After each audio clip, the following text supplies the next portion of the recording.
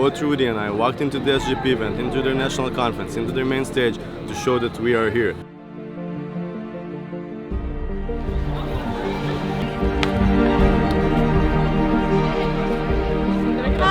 We need some security over here, please. Students for Justice in Palestine is purely using Palestinian suffering only when it has to do with Israel. It means they won't talk about Palestinians dying by thousands in Syria, by the hundreds of thousands in refugee camps in Lebanon, suffering without equal rights in Jordan or on the border of Gaza and Egypt. They will only talk about the Palestinian suffering in order to use their suffering to attack Israel. If we can get security up here, thank you. If we can please get security over here.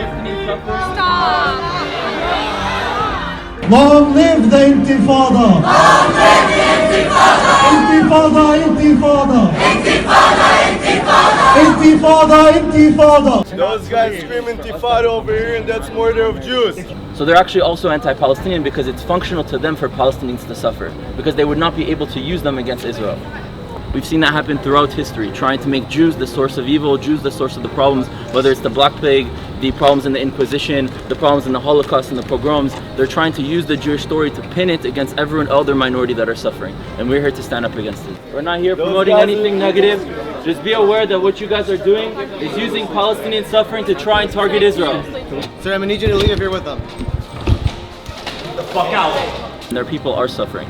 Right? This is something that a lot of people on the pro-Israel side don't tend to understand.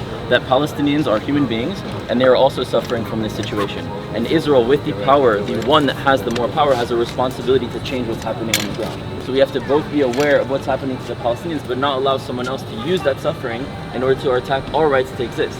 Because that is what's happening there. They don't actually care about Palestinians here. What event are they doing to try and promote Palestinian culture, to try and do an event about Palestinian suffering in any other land? They don't care about that. They will only talk about anything that has to do with Israel in order to demonize Israel in the face of the world. That is their goal. Why do they have an anti-normalization policy? If they represented or truly cared to help Palestinian rights, they would want to talk to Israelis.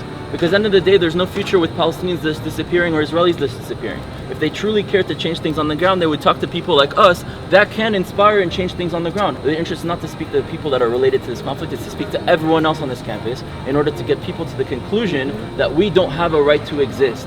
Coming back to your native Holy Land. Holy land or not, you can be secular, you can be religious. This is the native land to the Jewish people. Whether they believe in the Torah or not, there's actually history that proves that this people not only were born and are rooted to this land, but they maintain a constant presence for that land. And you know what? We won the wars that people attacked us. So we are here now, both historically and currently. We are here to make sure that they see what a strong Jewish people and warriors should look like.